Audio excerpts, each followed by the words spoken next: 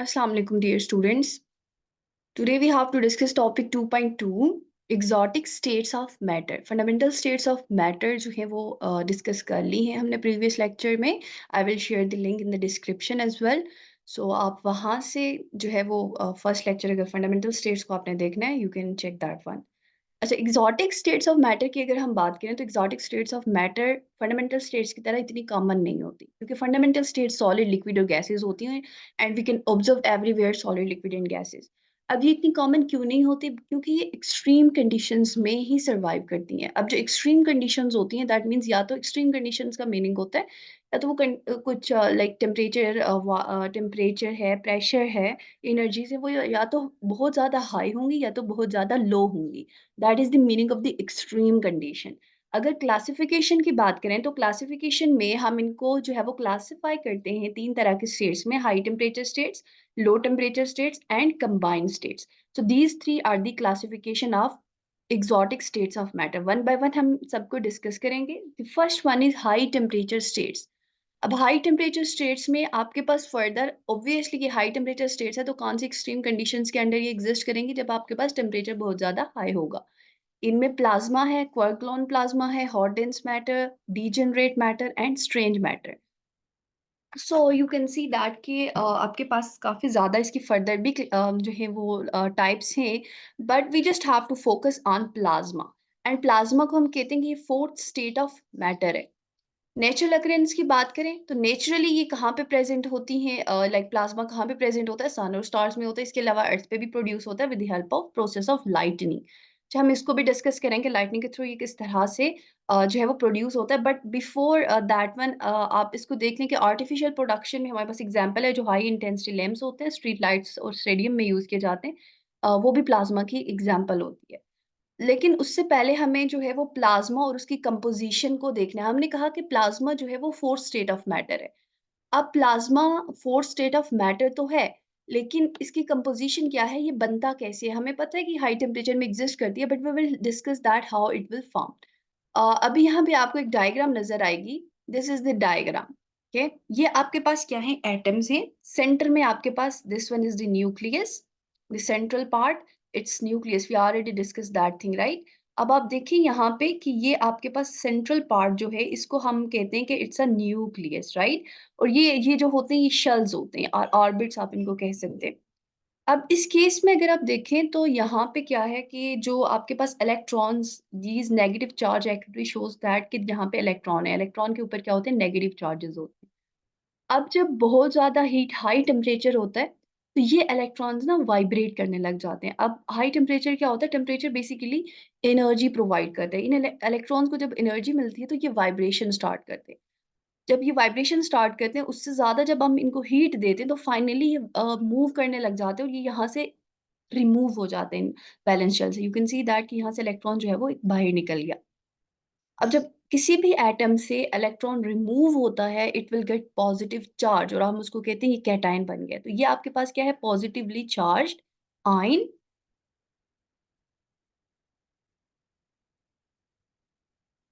This one is hot electron, क्योंकि high temperature में ये इलेक्ट्रॉन निकलता है.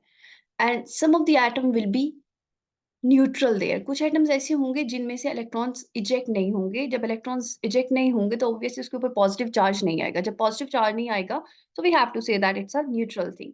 तो अगर हम प्लाज्मा की कंपोजिशन देखें तो इसमें आपके पास हॉट इलेक्ट्रॉन्स हैं, पॉजिटिवली चार्ज आयंस हैं और कुछ न्यूट्रल एटम्स हैं, राइट?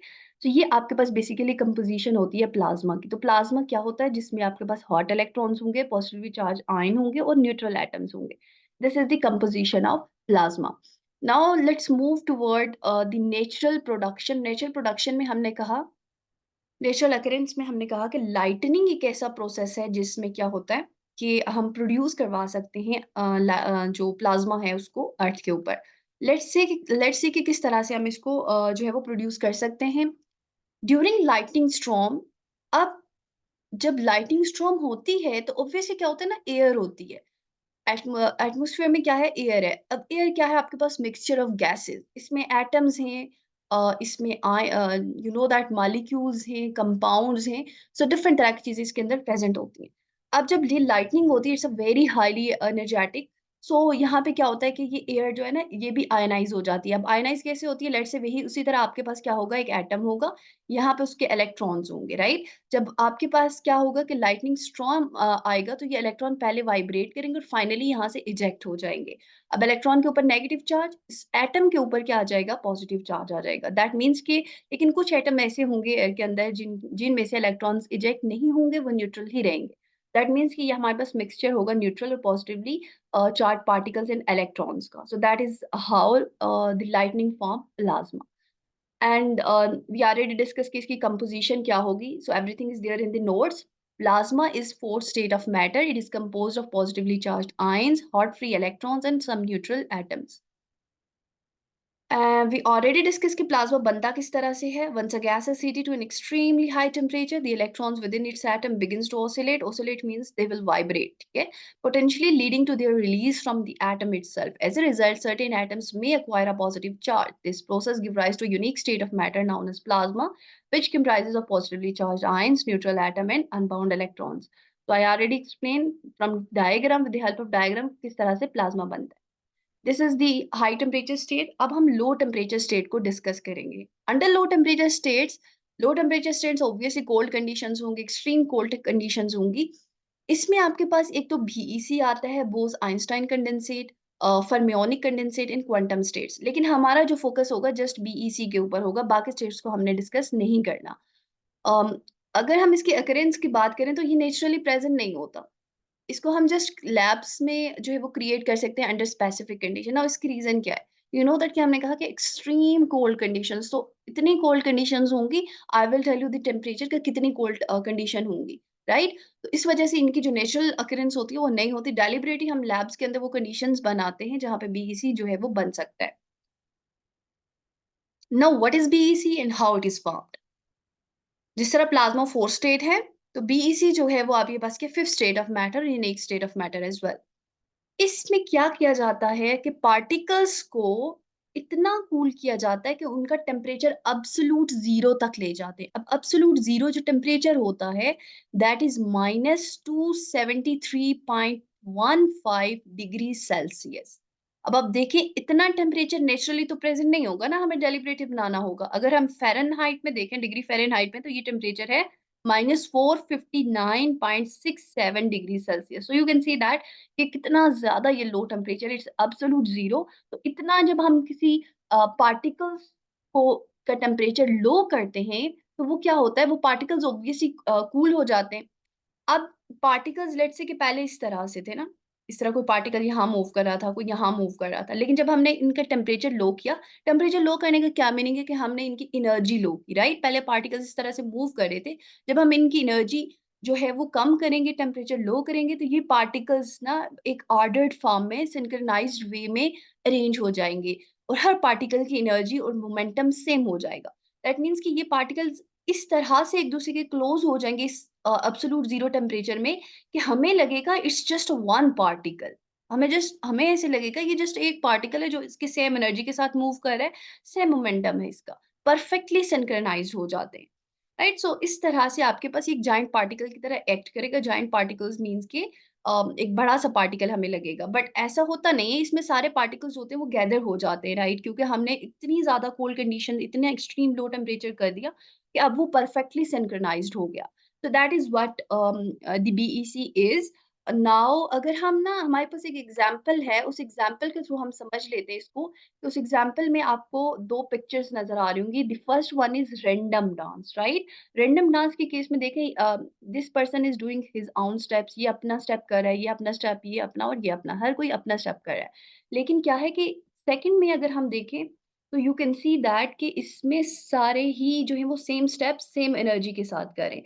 तो आपके पास जो होता है ना, लाइक बीईसी होता है, उसमें भी ऐसा ही होता है. पहले पार्टिकल्स इस तरह इधर-उधर मूव कर रहे होते हैं, बट अब जब आप टेम्परेचर एब्सोल्यूट ज़ीरो तक ले जाते हैं, तो वो इस तरह से सिंक्रोनाइज़्ड वे में अरेंज हो जाते हैं और पार्टिकल्स, हमें ऐसा लगता है कि ये एक ही जायंट पार्टिकल है, जिसकी सेम एनर्जी और सेम मोमेंटम है. तो इस तरह से आपको ये this is what you can see that the low temperature state is. Okay. अब हमारे पास कुछ ऐसा नहीं है कि हम जस्ट ये बातें कर रहे हैं कि इस तरह से आपके पास होता है, लैब्स में क्रिएट किए जा चुके हैं बीसी के कंपोनेंट्स। अब उनके लिए जो सब्सटेंसेस यूज़ किए हैं, उनमें आपके पास आ जाता है rubidium 87, sodium 23, lithium 6, hydrogen, photons, helium atoms. So ये सारे के सारे बेसिकली आ जाते हैं किसमें? ये सारे के सारे वो वाले सब्सटेंसेस हैं जिनसे बीईसी जो स्टेट ऑफ मैटर है, that is the fifth state of matter, उसको क्रिएट किया जा चुका है। Now let's move towards the third state of matter, that is exotic state of matter. उसको आप combined state या intermediate state कहते हैं। अब आप देखिए combined state से आप आपको नेम से कुछ आइडिया हो गया होगा कि combined state है, राइट? दैट मीन्स कि इसमें जो स्टेट्स होती हैं ना, जिस तरह आपके पास फंडामेंटल स्टेट सॉलिड, लिक्विड और गैसेज है, तो इसमें combined state का ये मीनिंग है, लेट्स से कि आपके पास कोई example, we will discuss the example. तो क्या होगा कि वो कुछ प्रॉपर आपके लिए डिसाइड करना मुश्किल हो जाएगा कि ये सॉलिड है या लिक्विड है, क्योंकि वो इंटरमीडिएट स्टेट में होगा। वो कुछ प्रॉपर्टीज सॉलिड वाली भी शो करेगा, कुछ प्रॉपर्टीज लिक्विड वाली भी शो करेगा। सो this is the meaning of the intermediate state in the combined state. हमारा जो फोकस होगा इस केस में लिक्विड क्रिस्टल्स के ऊपर होगा। अच्छा, आप जब इस डायग्राम के ऊपर फोकस करेंगे, इस डायग्राम में आपको नजर आ रहा है कि ये आपके पास सॉलिड पार्टिकल्स की अरेंजमेंट है। This one is the liquid particles arrangement.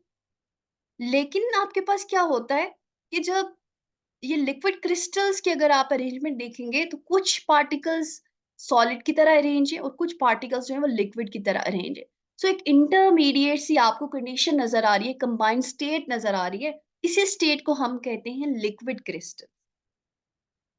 So this is what the liquid crystal is. अब आप देखिए इसमें क्या है, इसका molecular structure, rod shape molecules हैं that flow like a liquid while maintaining alignment. Alignment किसकी जो मेंटेन करते हैं, that is the property of solid. तो कुछ अरेंजमेंट, कुछ प्रॉपर्टीज इसमें सॉलिड जैसी हैं और कुछ प्रॉपर्टीज इसमें लिक्विड जैसी हैं। इसी वजह से हम इसको कहते हैं that this one is the intermediate state. ये आपके पास क्या है, एक इंटरमीडिएट स्टेट है। Now we have to there are some applications ना, applications अगर हम देखें तो डेली लाइफ में इसकी applications है, like electronic display such as LCDs, oscillography displays and TV screen। अब ये जो LCD है, इसकी एब्रिविएशन अगर आप देखेंगे तो it means that liquid crystal display. This is the meaning of, अब इसमें क्या होता है, लिक्विड क्रिस्टल होता है।